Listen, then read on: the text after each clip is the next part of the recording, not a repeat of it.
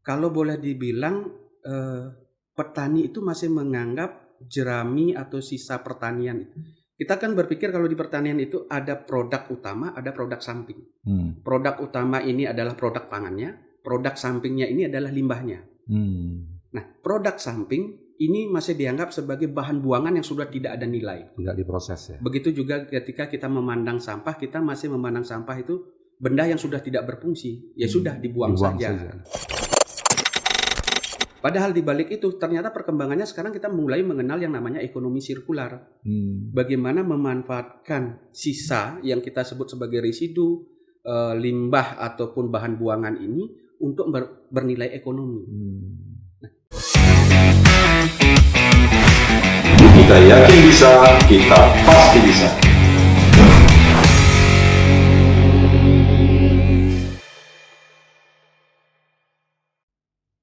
Sahabat Weekend, ketemu lagi dengan saya Wisnu Murti Official. Tetap dalam channel YouTube untuk membahas isu-isu terkini.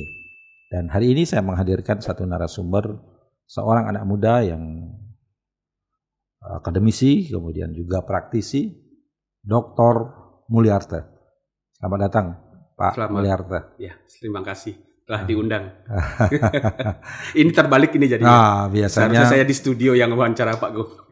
Biasanya kan mewawancarai, sekarang diwawancarai gitu ya. Gimana kabarnya nih? Baik. Ya, Pak Mul. Saya tertarik menghadirkan Pak Mul karena kita tahu Indonesia ini negara agraris. Kemudian pertanian kita cukup luas, laut kita cukup luas, tetapi kasta pertanian itu masih ada di kasta bawah gitu ya. Dan orang lalu menjadi tidak menarik. Tapi sebelum kita bicara itu nih, saya cerita dulu kenapa sampai terdampar ke dunia pertanian gitu. Gimana ceritanya ini? Saya awalnya memilih di Fisika Udayana, kebetulan dapat PMDK. Jadi saya S1 saya fisika eksperimen istilahnya, dan itu sebagai ilmu dasar bagi saya. Tetapi karena saya memang kemudian tertarik di dunia jurnalistik, lebih mendalami di dunia jurnalistik, sehingga juga boleh dibilang lah kuliahnya sempat lama, 5 tahun di S1. Nah, tapi fisika ya? Fisika. Selesai 5 tahun dengan IPK 3,02. Kemudian berpikir kemudian mau melanjutkan S2. Orang tua memang dari S1 memang orang tua sudah tidak membiayai. Karena orang tua petani nira, petani penyadap nira gitu. Jadi membiayai kuliah itu dari beasiswa dan menjual kartu nama. Gimana tuh ceritanya? Kebetulan waktu itu lagi booming kartu nama. Jadi ada satu usaha kartu nama, masang iklan, kemudian saya mencoba ke sana, kemudian diberikan kesempatan, jadi satu hari bisa dapat 10.000, 20.000 untuk uang jajan dan paling tidak uang untuk makan dan cari camilan gitu. Karena tinggal sudah sama paman di Denpasar gitu. Dan beasiswa saya gunakan untuk bayar SPP gitu. Nah karena juga bosen, kok abis ini keliling capeknya minta ampun gitu. Ditawarin kemudian karena dapat di kampus juga terlibat di jurnalistik, di akademika, sempat kemudian ikut di Nusa 1-2 bulan, kayaknya kok bentrok dengan jadwal kuliah gitu. Kemudian beralih kemudian ke lembaga pendidikan privat. Jadi saya sempat di Primagama hampir 1,5 tahun ngajar fisika juga gitu. Tapi itu hanya bertahan 2 tahun ternyata, karena berpikir juga kok setelah belajar fisika, ngajar fisika lagi kok mumet juga gitu. Energi terkuras gitu. Akhirnya ada teman menawarin mau nggak jadi script writer gitu. Wih keren banget ini apaan gitu. Kemudian ternyata itu sebuah radio di Ponorogo di MA. Jadi saya di sana kebetulan bukan melamar juga karena diminta gitu. Nah diminta menjadi script writer, kemudian dicoba untuk mengisi voice over, jadi pengisi suara iklan. Lama-kelamaan suara saya katanya nggak cocok untuk menjadi penyiar gitu. Karena nggak cocok menjadi penyiar, akhirnya saya disuruh baca berita. Jadi dengan nama orisinal gitu, nama sendiri Mulyarta. Kalau penyiar radio kan memang menggunakan nama-nama udara. Istilah nama udara. Akhirnya saya menggunakan nama udara, tetap nama Mulyarta. tapi membaca berita. Dan waktu itu dibilang ini radio gila gitu, karena kok radio main berita gitu. Karena waktu itu di era 90-an radio belum terlalu untuk bermain berita gitu. Di 2000-an ternyata ada yang mulai meniru gitu. Nah, di 2002 saya selesai S1, cari pekerjaan juga kok malas lagi cari pekerjaan gitu. Sudah dinikmatin ini aja gitu. Akhirnya sebenarnya dari 99 itu sudah diajak oleh KBR 68H sebagai kontributor. Karena KBR 68H terikat kontrak dengan VOA. Pas terjadi bom Bali, saya diminta oleh VOA untuk menjadi stringer.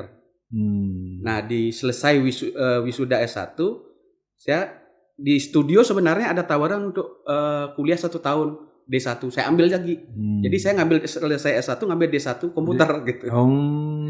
Selesai ngambil D1 komputer, saya melanjutkan ke S2 dengan biaya memang dari bekerja di VOA dan kontributor di 68H. Nah, selesai 2 tahun. Ambil S2-nya S2 apa? S2 lingkungan. Lingkungan ya. Karena pendekatan saya orang fisika, konsep dasar ini dekatnya dengan lingkungan, fenomena alam. Jadi waktu itu juga saya ikut di WWF sebagai volunteer bersama Pak Ketut Sarjana Putra, Mas Edi Ahyamuru bersama Weda Santiaji. Jadi di sana saya lebih banyak untuk istilahnya dicuci otaknya untuk ke lingkungan gitu. Selesai S2 jadi lebih banyak bermain akhirnya di jurnalistik. Sampai akhirnya di 2014 mengundurkan diri dari VOA dan diminta untuk ke komisioner KPI. KPI ya, sempat KPI jadi sampai KPI ya? 2017. Di sana dapat belajar ya untuk merumuskan kerjasama tentang iklan di televisi dan radio. Waktu itu mulai menyusun dari pemilu sampai pilkada. Nah, selesai S2 itu cukup lama, akhirnya berpikir setelah KPI ngapain gitu. Saya kok nggak ada perkembangan gitu. Kok saya mandek di sini? Kalau saya mandek berarti saya bukan orang profesional gitu. Jadi itu yang memacu saya, karena waktu itu saya juga dapat dari Ketua Dewan Pers waktu itu, sempat dia menyampaikan, kamu sebagai seorang profesional harusnya satu, kamu meningkatkan pendidikan. Yang kedua, kamu meningkatkan keahlian. Yang ketiga, dengan keahlian dan pendidikan yang kamu miliki, kamu dibayar dengan standar. Itulah profesional. Saat itulah kamu bisa dianggap sebagai profesional gitu. Akhirnya karena waktu itu saya masih di VOA dikasih tahu seperti itu, akhirnya oh iya benar, saya dibayar segini karena jarang sekali orang bisa untuk membuat berita radio. Apalagi dengan liputan lapangan sampai mengemas menjadi satu tayangan yang sudah jadi. Karena ketika mengirim ke VOA itu bentuk MP3. Jadi mereka di sana tinggal putar. Kalau mereka menganggap laporan kita ada yang salah translate atau ada ngeditnya nggak benar, ada gap antara dubber kita dengan suara narasumber, mereka minta diperbaiki gitu. Nah, itu menjadi tantangan, oh ternyata begini profesional bekerja gitu. Dan nggak kenal waktu. Jadi waktu bom Bali itu bisa satu hari 3 kali mengirim, jadi sampai malam jam 1 pun malam pun masih mengirim gitu. Jadi tidur 2-3 tidur 2-3 jam, paginya harus sudah bisa running lagi untuk update berita gitu. Nah, begitu selesai di KPI, itulah kemudian sebelum di KPI saya udah mulai di S3 gitu. Sudah langsung sambil ngambil S3. S3-nya apa? S3 saya konservasi lahan dan air. Ada kaitannya tuh S1, S2 dan S3. Ya, karena saya mengambil konservasi lahan dan air untuk kedekatannya ke lingkungan. Ya. Karena di pertanian juga saya melihat kok jarang yang ada membahas pengelolaan limbah pertanian. Kita selama ini masih banyak berbicara pada bagaimana meningkatkan produk pertanian dan menjualnya sehingga petani sejahtera. Tapi saya berpikirnya kok kebalik gitu. Kalau tidak dikelola limbahnya ini, bagaimana hasil ini akan meningkat? Karena limbah ini kan satu, dia akan mengganggu petani bergerak dalam artian mengelola tanahnya, karena limbah ini akan memakan tempat. Kemudian limbah ini jika tidak dikelola juga akan merusak tanah dan air gitu. Nah, dari berpikir di sini saya ambil konservasi lahan dan air aja saja. Berapa tahun tuh? Itu akhirnya 5 tahun. 5 tahun. 2 tahun penelitian di lapangan. Ya normal lah 5 tahun. Karena harus ada beberapa pengujian lapangan yang diulang gitu. Itu yang membuat saya terpacu akhirnya mengambil ke pertanian. Iya. Dan akhirnya lebih banyak berkiprahnya sih pengelolaan limbah pertanian. Pertaniannya ya. Nah, apa yang menjadi problem dalam hal limbah pertanian itu? Yang saya dapatkan memang dari hasil penelitian terakhir, kalau boleh dibilang petani itu masih menganggap jerami atau sisa pertanian. Kita kan berpikir kalau di pertanian itu ada produk utama, ada produk samping. Produk utama ini adalah produk pangannya, produk sampingnya ini adalah limbahnya. Nah, produk samping ini masih dianggap sebagai bahan buangan yang sudah tidak ada nilai. Tidak diproses ya. Begitu juga ketika kita memandang sampah, kita masih memandang sampah itu benda yang sudah tidak berfungsi, ya sudah dibuang saja. Padahal di balik itu ternyata perkembangannya sekarang kita mulai mengenal yang namanya ekonomi sirkular. Bagaimana memanfaatkan sisa yang kita sebut sebagai residu, limbah ataupun bahan buangan ini untuk bernilai ekonomi. Nah, pengolahan menjadi nilai berekonomi dalam artian ke ekonomi sirkular, kita juga tidak akan mengambil bahan alam yang lebih besar lagi. Karena ini yang harus kita optimalkan sehingga di pertanian itu seharusnya zero waste. Tidak ada sisa, bukan tanpa limbah, tapi tidak ada sisa. Itu seharusnya. Seharusnya yang terjadi. Tetapi kenyataannya nggak terjadi. Kenapa itu? Karena satu sisi ketika saya survei di Kelungkung juga, petani itu memang tidak mengetahui bahwa limbah itu mengandung unsur yang berguna bagi tanah. Jadi mereka tidak mengetahui bahwa tanaman padi menghasilkan padi dan tumbuhannya itu mengambil hara dalam tanah atau makanan dari tanah. Tapi makanan itu tidak semua menjadi padi, tapi menjadi tumbuhannya kayak badan kita. Ketika menjadi tumbuhannya ternyata 70% unsur hara yang diambil oleh tanaman ini berada di jerami ini. Sehingga ini harus dibalikkan ke tanah. Ketika ini dibalikkan ke tanah unsur hara, maka kita akan mengurangi penggunaan pupuk atau masukan dari luar. Nah, konsep ini yang sebenarnya disebut sebagai LISA, Low External Input Agriculture. Jadi mengurangi atau meminimalisasi bahan dari luar. Sehingga pertanian ini memang benar jadi pertanian organik. Jadi sebenarnya bahan ini jangan dibuang balik. Tapi membalikkan itu harus dalam bentuk kompos. Karena kalau kita balikkan dalam bentuk penenggelaman, dia kan proses dekomposisi ini masih prosesnya berjalan lama karena dia berjalan secara alami. Tapi kalau kita komposkan berarti kita melakukan kontrol terhadap proses dekomposisi. Karena dia berjalan secara alami, secara otomatis asam-asam organik ketika mulai dekomposisi itu tidak cepat terurai sehingga ini juga menyebabkan tanah asam. Sehingga tidak salah juga petani bilang kok habis membajak atau habis melumpur kaki gatal-gatal. Ya karena asam-asam organik ini termasuk salah satunya asam oksalat yang bisa membuat gatal-gatal iritasi di kulit. Dan asam itu bermanfaat untuk tanah. Asam organik lainnya ada yang ketika terurai akan bagus sebagai tanah. Karena ini belum bagus terurai, jadi ada yang belum bagus. Ini yang juga mendapatkan dampak negatif. Sama halnya ketika sampah tidak terurai dengan bagus, dia menimbulkan lindi yang menimbulkan bau. Tapi kalau dia bagus kita dekomposisi, lindi kita bisa jadi POC gitu, pupuk organik cair. Tapi yang padat bisa menjadi kompos. Nah, ini yang tidak jalan gitu. Nah, kalau saya dengar ceritanya kan menarik, bagus ini. Ya. Tetapi cerita yang bagus, riset yang bagus ini kenapa nggak nyampe di masyarakat ya, khususnya petani. Ya. Tadi itu kan karena ketidaktahuan. Ya. Gimana perannya atau apa yang mesti harus dilakukan agar ini nyampe gitu? Waktu itu saya mencoba untuk satu disertasi saya kasih ke teman-teman wartawan. Tapi kemudian sebelum ngasih ke teman-teman wartawan saya harus akui ada gap. Karena saya merasa jadi wartawan, jadi akademisi, jadi ada gap kata-kata ilmiah di kepala. Contohnya umpamakan ketika saya bilang dekomposer, teman wartawan juga harus cari literasi dulu apa sih dekomposer gitu. Sama halnya dengan saya ketika dikasih inklusi atau istilah-istilah ekonomi lainnya, saya akan cari dulu apa sih artinya gitu.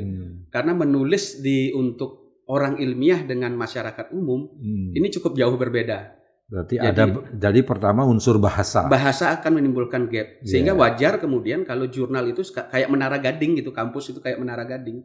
Karena bahasa kita terlalu jauh berbeda gitu. Walaupun ada beberapa orang bisa mengadopsi, ya memang itu dia sudah melakukan literasi diri gitu. Sehingga saya coba membuat beberapa rilis, udah kasih teman wartawan yang bisa gampang dikonsumsi oleh masyarakat gitu. Makanya waktu itu saya menggunakan dekomposer itu sebagai makhluk halus gitu. Kenapa dekomposer sebagai makhluk halus? Saya umpamakan dekomposer itu barang kecil yang tidak bisa dilihat dengan mata telanjang sendiri. Kayak makhluk halus yang selama kita identikkan, yang hanya bisa dilihat dengan mikroskop, kemudian saya anggap itu kemudian dia susah kita tebak karakternya, sama juga makhluk halus ini gitu. Sehingga orang ini ada istilahnya hewan-hewan kecil gitu. Sehingga bahasa ini cepat dipahami oleh masyarakat umum gitu. Tetapi kalau misalnya ya masyarakat itu kita sajikan dalam bentuk berita kan, kita tahu juga daya baca dan daya serapnya beda gitu. Padahal ini kan barang bagus yang sesungguhnya bisa menjadi solusi terhadap problem-problem pertanian kita. Apa yang harus kita lakukan itu? Ya, di era sekarang mungkin boleh dibilang mungkin daya baca kita memang juga sangat rendah. Kemudian yang kedua, untuk memang menarik di era sekarang, di era digital sebutan orang, pembaca kita masih dengan sifat scroll. Jadi saya bawa HP, scroll terus sampai saya menemukan hal yang wah bagi saya. Menurut kita. Gitu. Nah, bagaimana kita membuat informasi kepada masyarakat itu yang cepat diserap dengan membuat hal yang wah bagi mereka gitu. Nah, ini juga menjadi tantangan ketika kita menyebarkan informasi pertanian terutama kepada masyarakat. Contohnya kita menyebut pertanian organik. Dari dulu kita bisa udah gembar-gembor pertanian organik, tapi reaksi di masyarakat apa sih implementasi mereka gitu. Yang kebaca bagi mereka adalah pertanian organik, jangan menggunakan pupuk anorganik, ganti dengan pupuk organik. Itu pendapat mereka.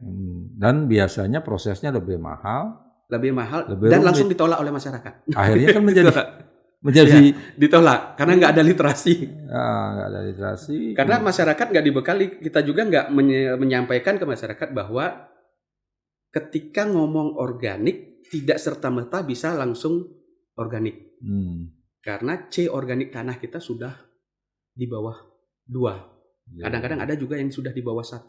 Sehingga kita perlu bahan organik ini dulu untuk menambahkan, kemudian juga untuk mendukung perkembangan populasi mikroba di tanah gitu.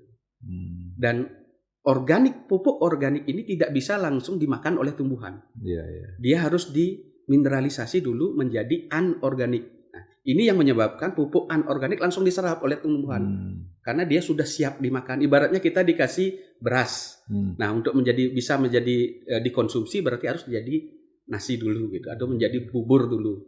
Nah, ini juga yang nggak terliterasi ke masyarakat. Gitu. Iya, artinya ketika bicara kondisi tanah yang seperti tadi, itu artinya lingkungan kita mengalami kondisi yang degradasi, tingkat keparahan yang luar biasa. Iya.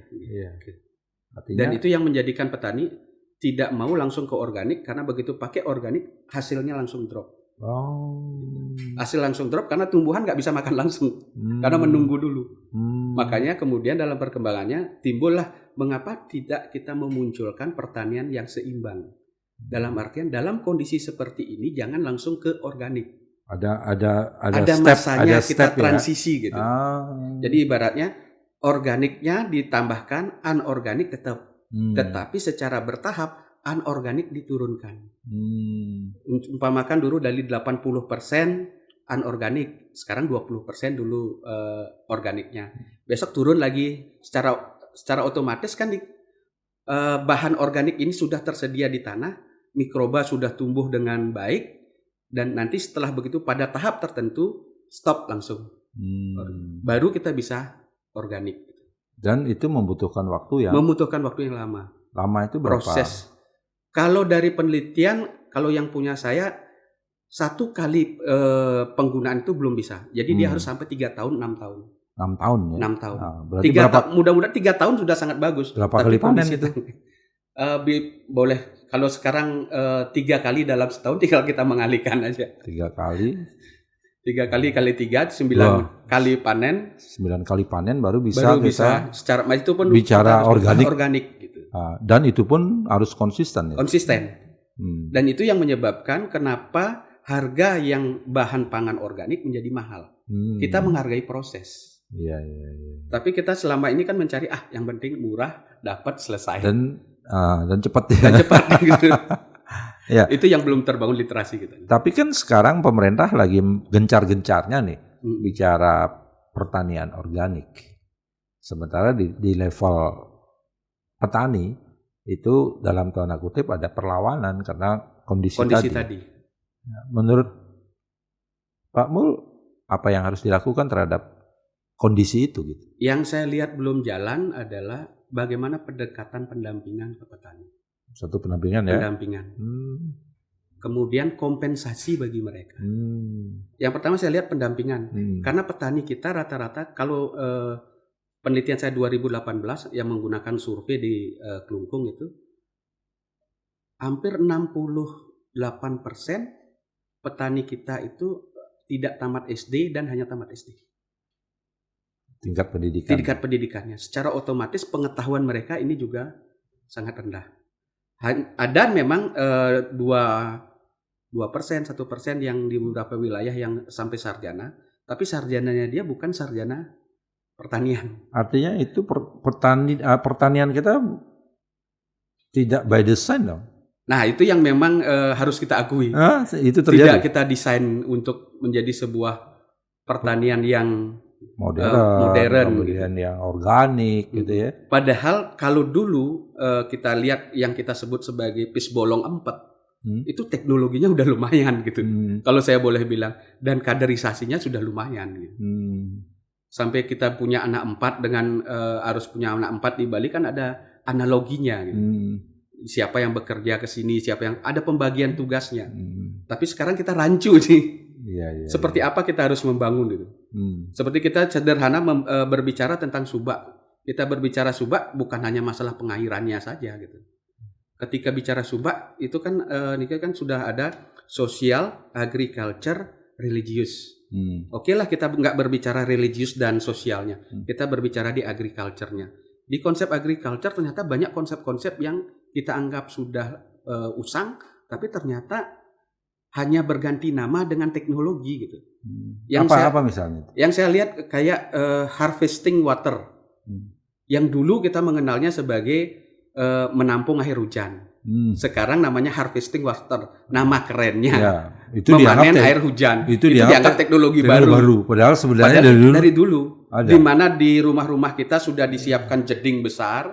Kemudian dari pohon besar dialirkan air pada saat hujan. Kemudian dikasih pelepah kelapa. Ataupun membuat subang-subangan di rumah yang untuk menampung air. Ada juga yang andongan. Andongan ini sangat sederhana juga Pak Gung. Andongan itu ibarat tanah yang disubak itu di masing-masing pemilik lahan dia membuat kayak petakan sekitar ukurannya 6x4. Ketika air akan mulai masuk ke sawah. Nah, andongan ini itu zaman dulu kita nyebutnya. Tapi sekarang kita mengenalnya fitoremediasi. Jadi bagaimana menjernihkan air dari sumber airnya ke sawah kita. Kita mengenalnya sekarang fitoremediasi. Tapi dulu andongan itu namanya. Dianggap fitoremediasi keren ya? Keren. Tapi andongannya nggak masuk. Konsep yang cukup bagus yang sering kita lihat juga di bagaimana penghargaan kita terhadap air. Mendak toye. Itu dipegang oleh subak. Sampai membersihkan. Wah itu dulu lah gitu. Tapi kenyataannya konsep ini adalah teknologi sekarang bagi kita menyelamatkan konservasi sumber air. Namanya konservasi air. Tapi dulu kita mendak air. Padahal kalau di mendak air itu, siapa yang berani cebok di sumber air itu? Nggak akan ada yang berani. Karena bagi mereka sumber air ini kan sudah ada dewanya loh. Gitu. Jadi sudah ditempatkan tapi dalam konsep kearifan lokal yang kemudian sekarang baru kita terjemahkan dengan istilah teknologi. Ya, artinya kan ada stagnasi ini di bidang pertanian gitu, utamanya dalam mengeksplor ya. Ini Ya, kan peran perguruan tinggi menjadi penting. merevitalisasi apa yang Iya, sebelumnya, iya. yang ternyata kita dapatkan dari luar, ternyata adopsinya kita sudah lakukan. Nah, sekarang kan lagi gencar-gencarnya kemudian para akademisi ini diminta untuk menghasilkan paten. Ya, Hah? Iya kan? bisa jadi yang Bisa sudah jadi ada, yang kita sudah yang ada itu dipatenkan dengan nama yang dengan nama yang berbeda. agak keren, Keren. gitu ya. Nah, apa upaya? Nah, Pak Mul kan juga seorang akademisi. Saya mencoba memulai dari menulis itu menjadi sebuah karya ilmiah. Karena kalau di masyarakat mungkin itu sudah umum. Kita nggak bisa dulu dalam artinya biarlah itu berjalan dulu dengan di masyarakat. Tapi bagaimana kita membuat dokumen itu sehingga orang itu mengakui bahwa itu ada di Bali. Saya mencoba mulai dari hanya menulis bagaimana holy water itu, air suci itu.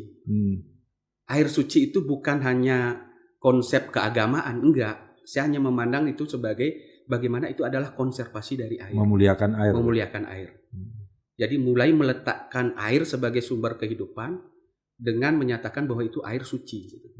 Dan itu sudah dilakukan di agama kita. Gitu. Kemudian mencoba membuat di beberapa media online, saya coba buat kayak opini-opini kecil, kayak apa sih fungsinya kain poleng, mengapa diletakkan di pohon. Kalau selama ini yang saya lihat nak mula kita, kemudian itu mistis dibawa. Gitu. Tapi saya coba giring bahwa itu adalah konservasi. Kenapa konservasi? Ya, coba di pohon dikasih kain satu, kemudian kita meletakkan canang. Apa fungsinya? Mengucapkan terima kasih kepada Tuhan karena diberikan pohon dengan oksigen, dengan buahnya untuk kita bertahan hidup. Itu artinya kita hubungan dengan Tuhan. Yang kedua, ketika kita memberi kain poleng, ayo siapa yang bisa berani merusak? Karena ada tanggung jawab bahwa kita harus menjaga pohon itu. Itu hubungan sesama manusia memberitahu, ayo jaga bersama. Nah, yang ketiga berarti hubungan dengan lingkungan. Kalau kita sudah menjaga, otomatis lingkungannya akan terjaga. Nah, konsep-konsep itu yang saya coba buat ke ilmiah. Kayak yang sederhana juga, kenapa umat Hindu menggunakan beragam warna bunga? Bukan yang selama ini kita kaitkan dengan mistis gitu. Tapi itu ternyata di pertanian kita sosial religiusnya masuk itu. Kalau kita mau menggunakan bunga berarti kita harus menanam. Harus menanam. Berarti kan konservasi konservasi tumbuhannya. Kalau ini tidak ada upacaranya, ini tidak jalan. Ternyata ini yang saya temukan benangnya. Oh, ini yang sosial agriculture religius. Dan konsep ini universal banget. Dan kita menganggap ya udah itu pes bolong 4. Dan itu bukan mistis sih sebenarnya kan? Bukan mistis, tetapi dimistiskan. Cuma cara mengemasnya dulu mungkin cara itu memang cocok. Iya, agar orang mahfum gitu, bahwa ini harus dijaga gitu. Ya. Nah, tugas kita di era sekarang adalah menjelaskan itu, mendeskripsikan kan? Ya. Agar generasi muda juga mulai tertarik. Oh, ini ada fungsi ilmiahnya gitu. Ini bukan, dan penjelasan ilmiah itu menjadi penting. Ya. Kenapa? Karena di situ bermainnya kan logika. Iya kan? Sebenarnya bukan berarti yang dulu bukan tidak ada logika, sangat logika. Ya. Cuman tidak dijelaskan. Dijelaskan dengan baik. Ya. Jawabnya beloketo, ya sudahlah gitu kan. Yang saya mulai pahami juga kenapa orang Bali dulu sering menggunakan nengale itu pakai sapi. Ternyata ada sirkulasi di sana.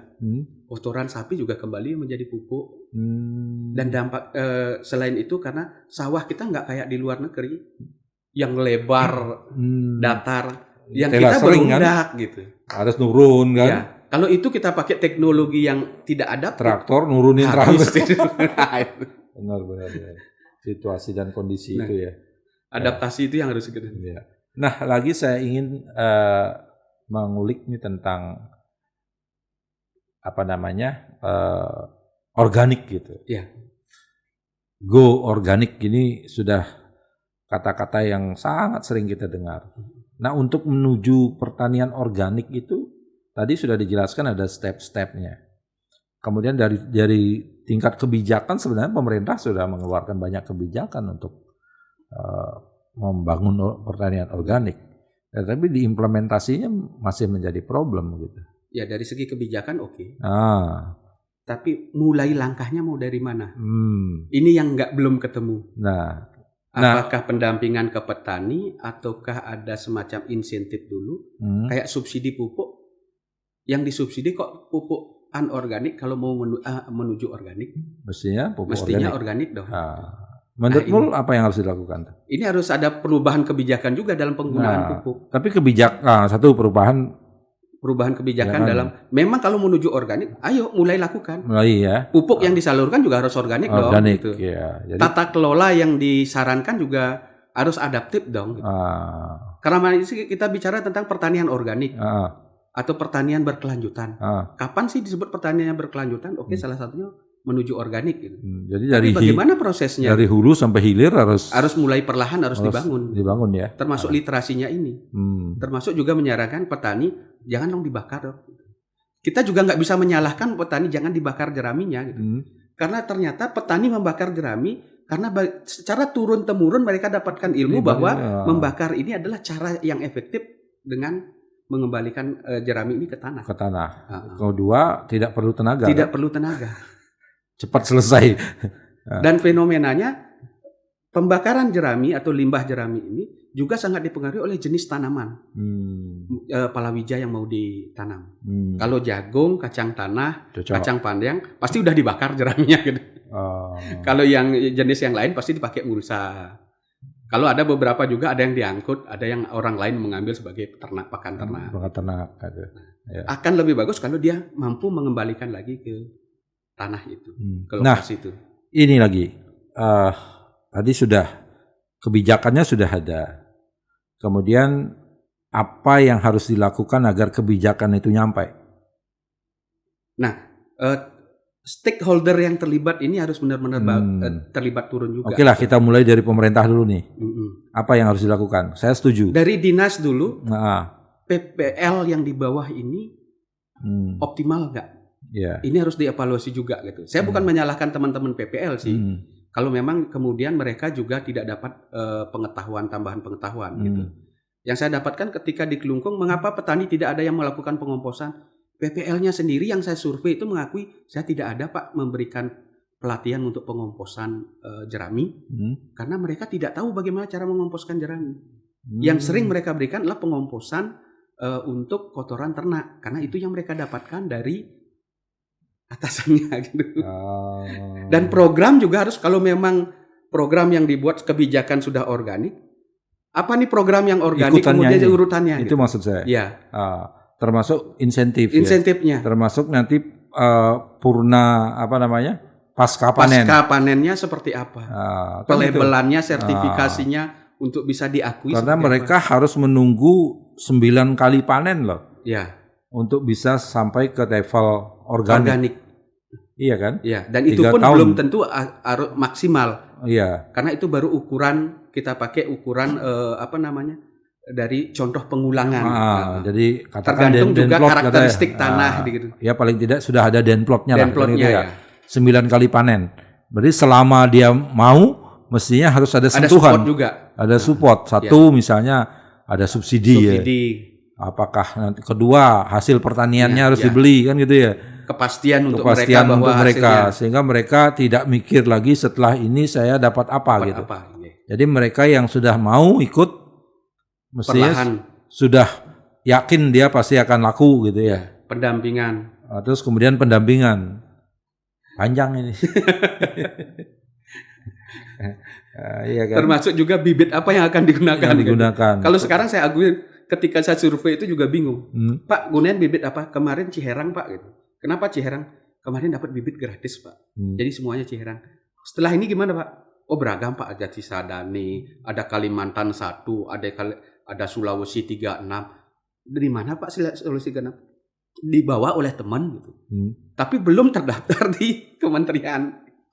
Jadi mereka diumpamakan mereka pergi ke Kalimantan atau ke Sulawesi, sedang menengok keluarga, dilihat bagus sana, dibawa bibitnya, dicoba di Bali, hasilnya bagus di Bali, ini yang disebar lagi.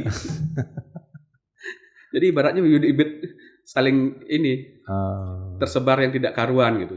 Nah, kolaborasi itu penting juga. Ya.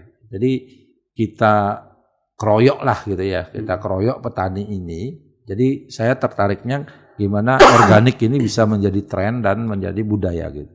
Karena bagaimanapun ini kan bagian dari upaya untuk menyelamatkan lingkungan ke generasi kita berikutnya. Dan kebijakan itu sudah ada. Kan sekarang tinggal bagaimana kebijakan itu dilaksanakan. Dan upaya apa yang harus dilakukan kan itu ya. Dan karena sebenarnya kita menuju pertanian organik itu bukan hanya untuk pemenuhan pangan. Karena itu juga untuk penyelamatan lingkungan. Itu yang menjadi kuncinya kan. Iya. Dan masyarakat juga harus disadarkan tentang itu. Karena kalau sekarang kita melihat komitmen pemerintah untuk pengurangan emisi 29% tanpa bantuan, tanpa ikatan apapun. Tapi kalau kemudian di lapangan juga masih seperti ini kan nggak mungkin target itu tercapai. Gitu. Dan upaya-upaya seperti ini tidak bisa hanya pilot project gitu. Karena pilot project selesai bubar. Harus ada gerakan yang masif dan berkelanjutan itu. Kayak sebelumnya kan kita bangga dengan Simantri. Bagaimana Simantri itu sekarang dilakukan perbaikan? Satu, dari segi manajemen di kelompok Simantrinya agar tidak kemudian tumpang tindih kemudian atau sejalan dengan Subak. Yang kemudian keahlian dari masing-masing kelompok itu bagaimana ditingkatkan. Selain dari kelompok ini kemudian bagaimana penyaluran hasil mereka. Karena kemarin yang saya lihat juga, Simantri menghasilkan kompos. Kompos ini kan nggak bisa langsung dijual, harus ada sertifikatnya sebelum dijual, harus ada izin edarnya sebelum dijual. Gitu. Dan ini jangan sampai orang yang sudah menghasilkan kompos, sudah mengolah limbah, frustasi. Untuk apa saya mengolah kalau kemudian setelah saya olah artinya memang harus ada sentuhan lagi nih. Iya kan dari OPD terkait kan gitu. Jadi sinergi antar OPD pun harus juga ada. harus tidak tahu. Bisa istilahnya masing-masing dengan ego sektoralnya gitu. Umpamakan PU dengan Dinas Pertanian apa nih yang harus disinergikan? Terutama dalam pengaturan air, kemudian dalam distribusi pembenahan saluran. Yang terjadi selama ini kan begitu Subak itu meminta penataan saluran, langsung semenisasi. Apakah cocok gitu? Nah ternyata ketika kita semenisasi kita lihat, kemana belut kita? Kemana biota yang selama ini menghiasi dan menjadi penyeimbang? Jangan sampai kemudian ketika ini banyak sekarang dengan kondisi predator nggak mulai berkurang atau keseimbangan tidak terjadi, tikus banyak, kepiting banyak, keong banyak. Dan ini merugikan petani. Jadi yang tumbuh predator. Dan itu menjadi hama. Nah, sekarang bagaimana membuat siklus itu kembali? Itu yang berat bagi kita. Karena keseimbangan di ekosistem pertanian itu kan nggak bisa kita melihat hanya nanti kita yang penting hasilnya bagus gitu. Kalau keseimbangan ekosistemnya nggak jalan nggak akan. Pasti ada tikus yang akan mengganggu, pasti ada keong, pasti ada kepiting, pasti ada hama yang lain gitu. Ketika tidak terjadi keseimbangan. Makanya saya contohkan tadi, mengapa Andongan? Ternyata di Andongan itu banyak konsepnya gitu. Air masuk diserap, ternyata di Andongan itu yang dipakai adalah eceng gondok, teratai, kemudian kapu-kapu. Nah, eceng gondok ternyata jadi pakan bebek. Ketika dia limbahnya banyak, terlalu tercemar, eceng gondok tumbuh subur. Ini menjadi pertanda bahwa airnya tidak bagus, tapi sudah tersaring yang untuk petani jadi lebih diminimalkan. Kemudian eceng gondok ini dimanfaatkan sebagai pakan, sebagai kerajinan, kemudian bunga yang ada di sana itu dipakai untuk persembahyangan, dipakai untuk hiasan. Jadi sebenarnya mereka sudah punya yang sistem pertanian terintegrasi udah dari dulu. Cuma kita aja yang mencap sekarang. Kalau dulu mereka sudah mulai dengan bertani, kemudian ada ternak bebek, ada ternak sapi, bebeknya memakan istilahnya keongnya dan yang lainnya, sehingga hama ini terkendali juga gitu. Nah sekarang kita terputus-putus. Jadi berarti petani kita terdahulu, leluhur kita terdahulu jauh lebih efisien, lumayan. lebih visioner ya. Visioner Kenapa mereka. melihara bebek, punya sawah, punya sapi gitu kan? Yang saya belum mampu pahami adalah bagaimana mereka menentukan kertemase waktu tanam. Tanam kan? Kenapa tanam pada saat itu harus nanam dengan melihat kondisi matahari. Dan itu yang belum kita bisa jelaskan. Tata suryanya. Tata suryanya. Kemudian Iya. mengapa hari Minggu tidak boleh memotong bambu? Bambu. Ada zat atau enzim apa yang ada? Yang apa kemudian mengganggu pertumbuhan bambu? Jika itu bambu kita adaptasi bisa kita lakukan, berarti kan menghilangkan gulma atau rumput yang di halaman rumah yang mengganggu kan bisa pakai enzim itu, nggak beli lagi biopestisida yang lain. Ternyata banyak hal ya. Banyak hal yang kita kearifan lokal yang kita punya ini perlu kita gali. Nah, itu juga yang saya lihat itu yang sebenarnya ekowisata yang kita bisa tawarkan ke orang. Dan itu akan bisa menjadi atraksi budaya dan atraksi pertanian kan? Dan itu yang dicari orang. Dan selama ini itu yang belum kita tawarkan. Yang kita tawarkan hanya keindahan. Iya. Padahal di tempat lain di Thailand di mana pertanian banyak lah. sama gitu. Tapi konsep ini yang dibilang taksunya ini yang kita belum gali. Itu yang lihat. Jadi ini PR kita lah ya. Iya. Pak Mul ya, sebagai seorang akademisi pertanian lingkungan di Warmadewa, saya harapkan ini harus digali terus dan tawarkan kepada pemerintah. Intinya adalah gimana kita bisa menyelamatkan pertanian di satu sisi dan mensejahterakan petani di sisi yang lain kan, konsepnya kan itu. Ya. Jadi kalau petaninya sejahtera dengan sentuhan kebijakan saya yakin tanpa disuruh pun pasti beradu, pasti mau kan, pasti rebutan. Ya. Jadi kebijakan itu memang harus menyentuh kan aspek kebutuhan para petani kita. Itu kira-kira ya.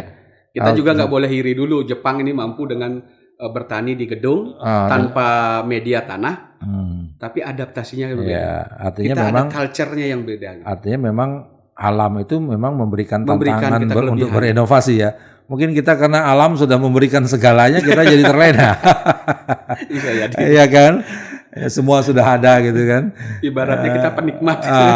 Oke, terima kasih Pak Mul. Ini kita sudah ngobrol tentang banyak hal.